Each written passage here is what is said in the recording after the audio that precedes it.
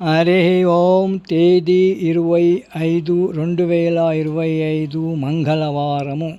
శ్రీకృష్ణ పరబ్రహ్మణే నమః. శ్రీమద్భగవద్గీత జ్ఞానయజ్ఞములు. శ్రీమద్భగవద్గీత నుండి అథ చతుర్థోऽధ్యాయః జ్ఞానయోగః. ఈ అధ్యాయము నుండి 10వ శ్లోకము. వీతరాగభయక్రోధాః మన్మయా మాముపాశ్రితాః బహవో జ్ఞానతపసా పూతా మద్భావమాగతాః.